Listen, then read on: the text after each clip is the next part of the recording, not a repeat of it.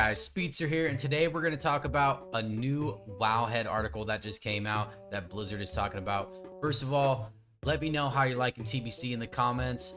This is one of my YouTube videos I haven't done in a while, and I'm going to be doing more, so make sure to like and subscribe and follow me on Twitch. We're going to get right down to it. Now, the title of this Wowhead article is "Should Blizzard Add Highly Contested Items to the Badge Vendor?" We talked about this in one of my first YouTube videos. It was one of the changes I wanted to see, and now there's been a big gripe in the community, and people have been talking about not enough loot. All the loot is healer loot and whatnot, and it's a faster cadence, and people want to be rewarded for playing this fun version of the game.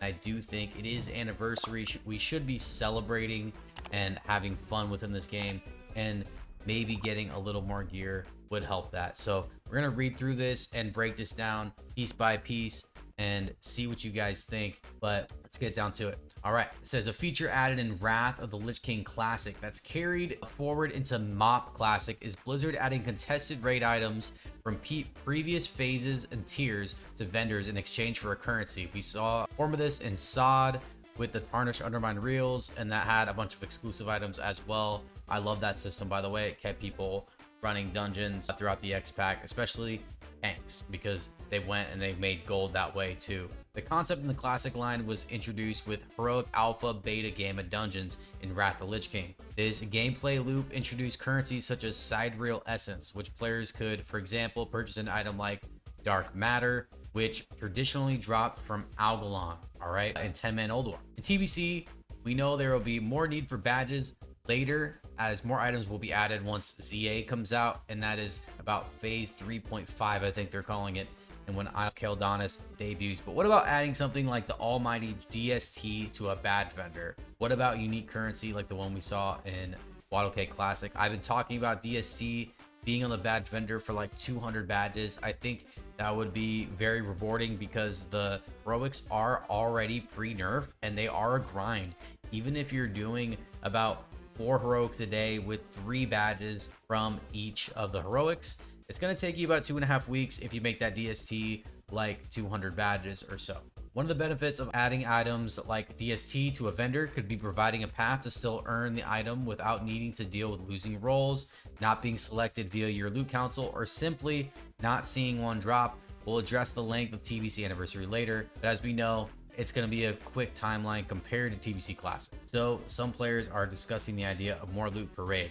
And there's a Reddit post, as you see, should we get one more piece of loot per boss in the raids? I think that was one of the changes I put in one of my YouTube videos, and I think that would be a nice change, especially in the old content. That way you could go back and just go chase those items with your friends and do it a little easier. But I would love to see that because I don't think it's going to hurt the game. I think people will be more encouraged to go do those raids, hop in with alts, get geared, play with your friends. It's a very alt-friendly expansion this time around, and I just think it adds activity to the game throughout it, whether that be getting badges throughout the phases, or going back to the old raids, or just getting a little bit more loot per raid. And I think a lot of folks quit the game throughout expansions, and that's what we need to see, right? And we don't want that loot to just go to waste all the time as players. We've all been there. An item we really want never drops, or we cannot get our hands on it. Adding it to a vendor could give players hope to get it when they do their weekly raid, but if not, they can perform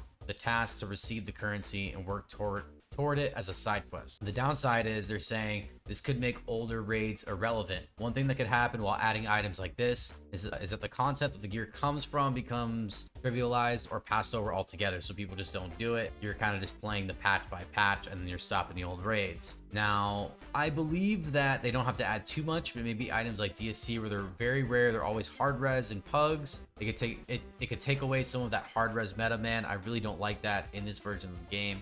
And it's in every pug raid, and there's no GDKPs or anything, and it's a very rare item already. So one thing the system in WotK Classic had was the items could be earned, but only the normal version. For example, you could get Death's Verdict or Death's Choice from the Viler Scourgestone vendor, but it was only the normal version.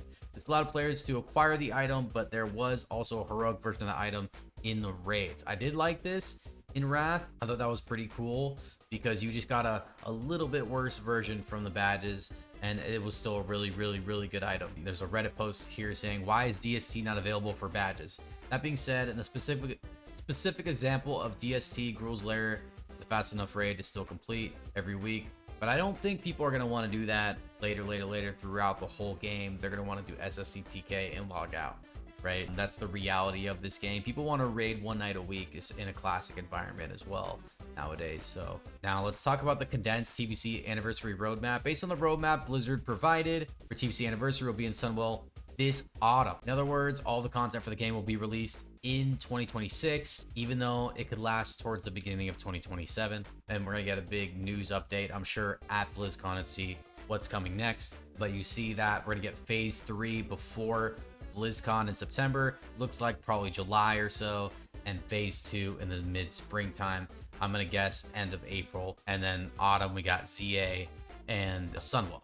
All right. In fact, we're set to get phase 2 in spring. Awesome. We know that. So in adding these items to a vendor, not only could it be viewed as bad luck protection, I like that term, but there may not be enough time to earn them via raid. You might not get that many, even in this raid environment. You might get like 4 DSTs or something in your whole raid, and 2 of those people might quit, and one of them might be like a tank that uses it sometimes. But I think people are looking at this TBC as more of a seasonal version because it is faster, and it's the 3rd release for this expansion. So what is the harm of giving us a little bit more fun? And I couldn't agree more.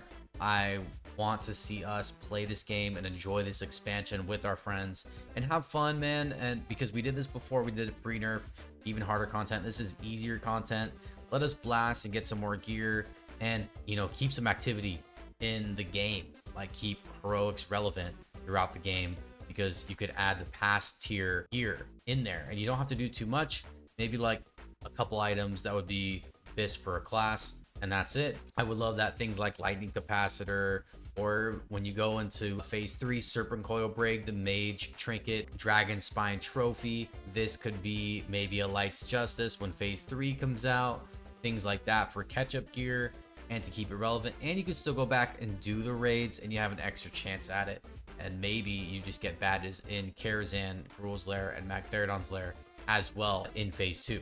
Let me know what you think in the comments. This is a really big discussion within the WoW community right now. I run a guild with a lot of people, and we don't want loot to be the main focus in this game. I think it's kind of taken over our thoughts, and just it makes people a little more hostile, and they're not having as much fun. They're not as loose, and it shouldn't be the big main focus in this game 100% of the time, man. You should be there for the community. It's going to help people make more groups, have some more fun. We're going to stop a little bit of that hard res meta, and I think Blizzard needs to step in and experiment a little bit and see what that'll do, because we don't have GDKPs, and that is the reality. My thoughts on this is, if you do items on the badge vendor, I want to see them do some really huge costs on the items, and that way people have to grind toward it as well, and that way you're not going to have all of your alts geared in 1 week. It's going to take a bit of time, and not everyone's going to do it, but it'll still be a challenge if it's pre-nerf heroics.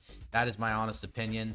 I would put things like DST on there for like 200 badges, maybe a lightning capacitor for like 100 badges, maybe a Sun Fury bow for 120 badges, things like that could be really big. Maybe people want to re-roll as well. That happens a lot of times in guilds, especially when you get into SSC TK or a Black Temple Highjaw. People re-roll to different classes. I know our guild's low on shamans, for example. So that's just a couple ideas I just want to put out there. Let me know what you think in the comments, guys. I'm going to be making more videos, so make sure to subscribe to the YouTube channel and follow me on Twitch. I'm live almost every night. We have a small streamer guild called Reckoning over on Twitch. Come check us out. I'll see you guys soon. I'm out. Peace.